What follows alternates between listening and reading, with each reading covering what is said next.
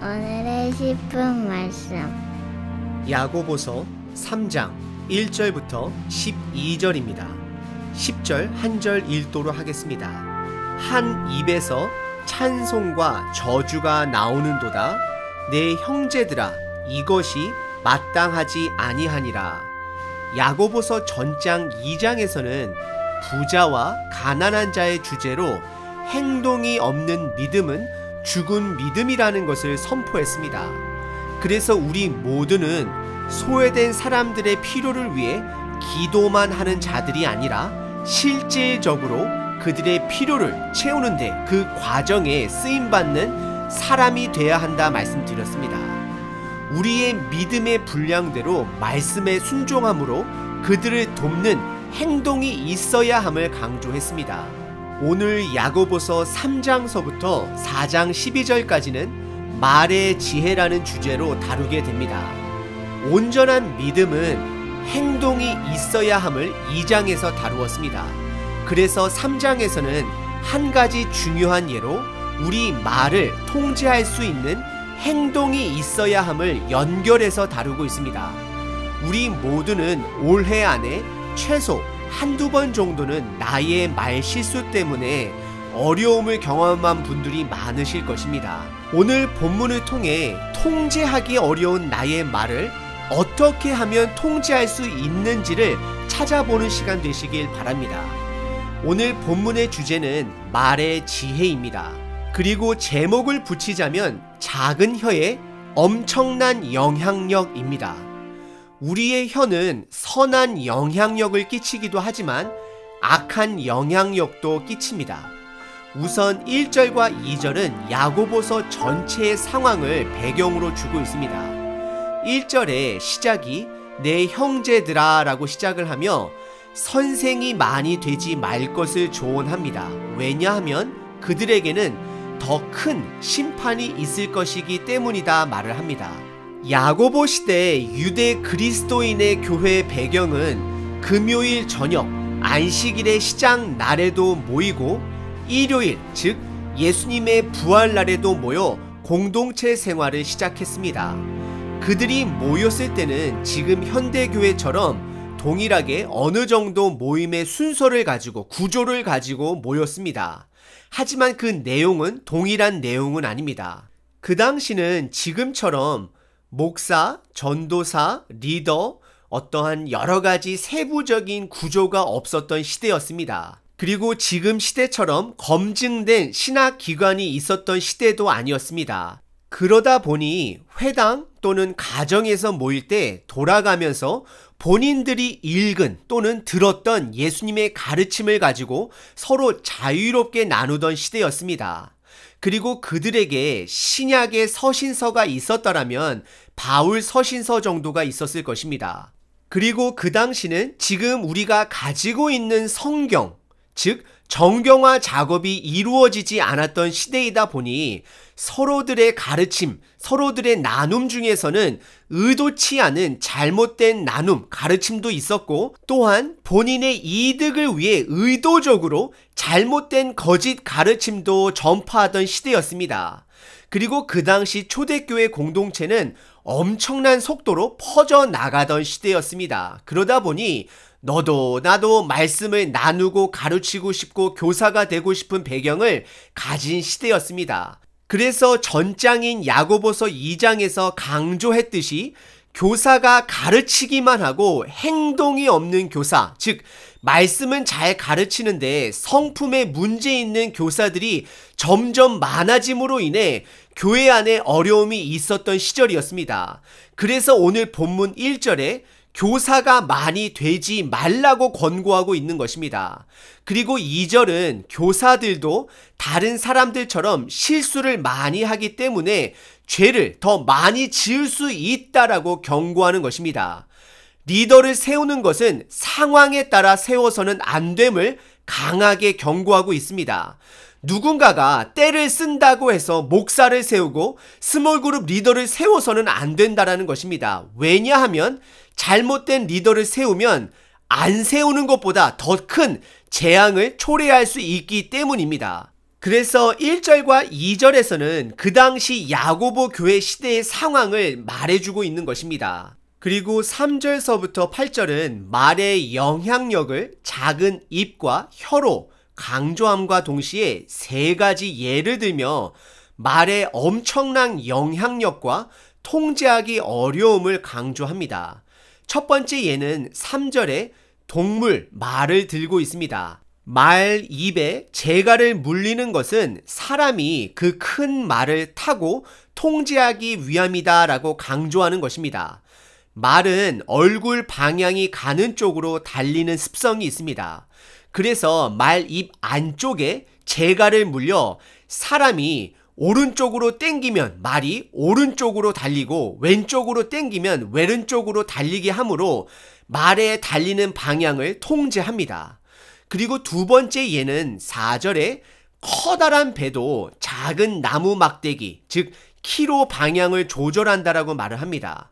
그리고 세 번째 예는 5절에 혀라고 표현하며 그 혀를 작은 불씨와 같다 말하면서 이 작은 불 하나가 얼마나 많은 나무를 태우는지를 보라 경고합니다. 제가 있는 미국 캘리포니아 지역에 최근 여기저기 동시다발적으로 산불이 나서 커다란 피해를 받습니다. 큰 산불은 지금 발달된 현대 사회에서도 그 불을 끄는 것은 불가능할 때가 많습니다. 그래서 6절에 혀가 바로 작은 불이고 그 불은 불의 세계, 즉 악한 결과를 초래하는 원인이다 라고 말하고 있습니다. 그러면서 그 혀의 불을 지옥불이라고 표현하며 그 혀를 잘못 사용할 때에 재앙 수준의 결과를 초래할 것을 경고하고 있습니다. 그래서 7절과 8절에서 이 땅의 맹수, 새, 벌레, 바다 생물들은 사람들이 길들일 수 있지만 혀는 길들여지지 않는 피조물과 같다라고 고백을 합니다. 3절서부터 8절에서는 말을 작은 입과 혀로 표현하며 엄청난 작은 재갈이 말을 통제하고 작은 키가 배를 통제하는 것처럼 작은 혀를 통제하지 못하면 엄청난 큰 재앙과 같은 결과를 초래할 수 있다는 것과 그 혀를 통제하기는 불가능함을 경고하고 있습니다. 그리고 9절서부터 12절은 우리 인간의 말에 불완전한 상태, 즉 이중성을 가지고 있음을 드러냅니다. 요즘 사이코패스라는 단어가 미디어에서 많이 등장을 합니다. 사이코패스라는 증상은 사람이 상대방과의 공감할 수 있는 능력이 없는 사람을 말합니다. 그래서 본인이 악행을 저지르는 순간에서도 그것이 악한 것인지 모르기 때문에 평안하게 그 악을 행함으로 정상적인 사람들이 보기에는 이중성으로 느껴지게 되고 함께 지내기에는 불안함을 넘어서 공포감을 느끼게 됩니다. 우리의 언어가 바로 이런 불안정함을 가지고 있다라고 말하고 있는 것입니다. 9절에 이것으로 즉 입과 혀로 하나님을 찬송하기도 하고 또 반대로 동시에 하나님의 형상대로 지음받은 사람을 향해 저주를 한다 말합니다. 그래서 10절에서는 동일한 입에서 찬송과 저주가 함께 나오는 것이 옳지 않다라고 말을 합니다. 그리고 덧붙여서 11절에서는 단물과 쓴물을 예를 들며 동일한 샘에서 어떻게 단물과 쓴물이 왔다 갔다 나오겠느냐라고 말하고 있는 것입니다. 그리고 12절에서도 동일하게 무화과 나무가 올리브 열매를 맺지 못하고 올리브 나무가 무화과 열매를 맺지 못한다라고 말을 합니다. 이것은 좋은 나무에는 좋은 열매가 그리고 나쁜 나무에는 나쁜 열매가 맺는다라는 격언을 풀어 쓴 것입니다. 9절서부터 12절은 우리 말의 이중성을 고발하고 있는 것입니다. 하지만 우리 모두는 동일한 입에서 선한 것과 악한 것이 함께 나오는 것이 현실입니다. 하지만 야고보서는 우리들로 하여금 이제는 우리 혀를 통해 남들을 죽이는 악함이 아닌 생명을 나누는 선한 영향력을 위해 사용되어야 함을 말하고 있습니다. 오늘 야고보서는 우리의 혀는 통제하기 불가능하다 말합니다. 그러면 도대체 어떻게 통제를 할까요? 우리의 말은 마음의 창문입니다. 우리가 품고 있는 마음이 언어로 드러납니다. 그래서 우리의 혀만 통제하려고 한다면 그것은 결국 바리새인들처럼 본인의 의의를 드러내기 위해 율법에 매여 본인의 마음은 계속해서 썩어가고 있는데 겉으로 보이는 행동만 통제하려고 어리석음을 범하는 자들인 것입니다. 참으로 안타까운 현실입니다. 그래서 예수님께서 이 땅에 우리를 위해 오신 것입니다. 우리 안에 있는 하나님의 형상을 다시 회복하기 위해 우리들을 위해 대신 죄를 지시고 죽으셨습니다. 그리고 우리에게 은혜를 주셨습니다.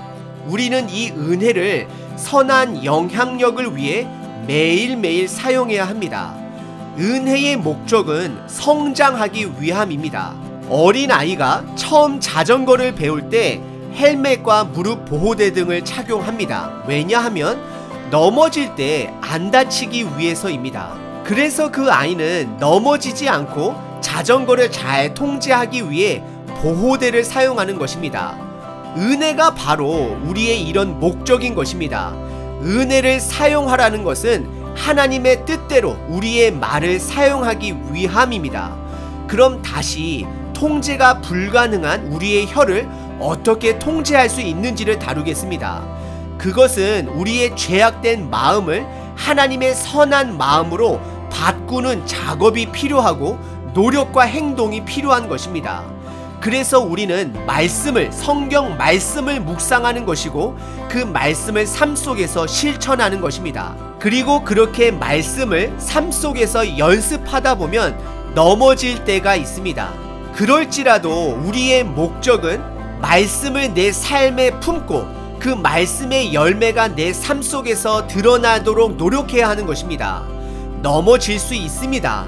하지만 우리의 역할은 다시 은혜를 붙들고 일어서는 것입니다.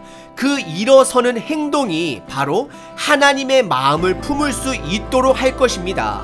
그리고 그 품은 말씀은 결국 억지로가 아니라 자연스럽게 우리의 말을 통해 선한 영향력을 드러낼 것입니다. 오늘 하루 은혜를 붙들고 말씀을 품고 삶 속에서 실천함으로 선한 말의 열매를 기대해 보시는 저와 여러분 되시길 바랍니다. 우리는 하나님의 자녀입니다. 파이팅! 파이팅!